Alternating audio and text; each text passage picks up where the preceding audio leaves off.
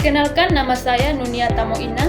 Saya adalah mahasiswa dari Politeknik Negeri Kupang, jurusan Pariwisata, Program Studi Usaha Perjalanan Wisata, dari kelas 2 UPWD. Di sini saya akan menjelaskan materi bab 14 yang berjudul modal dan laba ditahan. Yang pertama ada pengertian modal. Modal adalah sumber daya atau kekayaan bersih pemilik atau pemegang saham yang digunakan untuk menjalankan dan mengembangkan usaha. Dalam akuntansi, dikenal juga sebagai ekuitas, yaitu selisih antara total aset dan kewajiban perusahaan. Yang kedua ada bentuk-bentuk modal. Bentuk-bentuk modal dibagi menjadi 4 jenis. Yang pertama ada modal saham. Modal saham adalah setoran pertama dari pemilik untuk memulai usaha.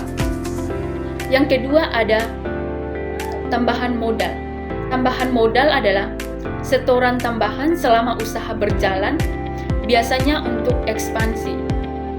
Yang ketiga ada laba ditahan. Laba ditahan adalah laba yang tidak dibagikan kepada pemilik, melainkan ditahan untuk mengembangkan usaha. Dan yang terakhir ada modal saham. Modal saham adalah dana yang diperoleh dari penjualan saham kepada masyarakat atau investor. Yang ketiga ada modal saham. Modal saham adalah salah satu sumber dana penting khususnya bagi perseroan terbatas atau PT. Saham sama dengan surat berharga atau bukti kepemilikan. Modal saham mempermudah usaha mendapatkan dana tanpa pinjaman bank. Bisa dijual di atas nominal agio atau di bawah nominal disagio. Contoh jurnal, jika saham nominal Rp1000 dijual Rp1500. Kas Rp 1.500.000, modal saham Rp 1 juta, agio saham Rp 500. Yang keempat ada pengertian laba ditahan.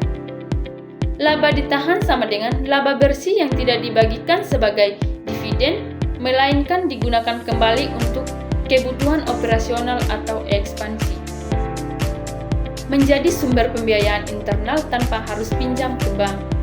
Contoh penggunaan renovasi hotel, beli kendaraan, dan perbaikan fasilitas wisata. Yang kelima ada pentingnya modal saham dan laba ditahan. Keduanya sangat penting untuk kelangsungan dan pertumbuhan usaha pariwisata. Membantu menjaga stabilitas keuangan, menambah modal tanpa utang, dan menarik investor. Jadi fondasi usaha pariwisata yang sehat dan kompetitif. Yang keenam ada laporan perubahan modal. Menunjukkan pergerakan modal dalam satu periode akuntansi. Komponen utama, modal awal, laba ditahan, penjualan saham, dan pengambilan pribadi atau private. Contoh, modal awal Rp 500 juta, laba ditahan tahun ini Rp 100 juta, modal saham terjual Rp 50 juta, pengambilan pribadi atau private Rp 20 juta. Total modal akhir Rp 630 juta. Yang terakhir ada kesimpulan.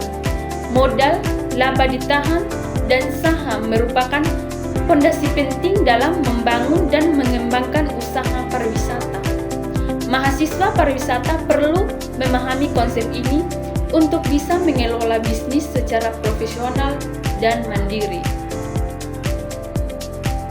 Sekian penjelasan singkat dari saya mengenai materi tentang modal dan laba ditahan. Terima kasih.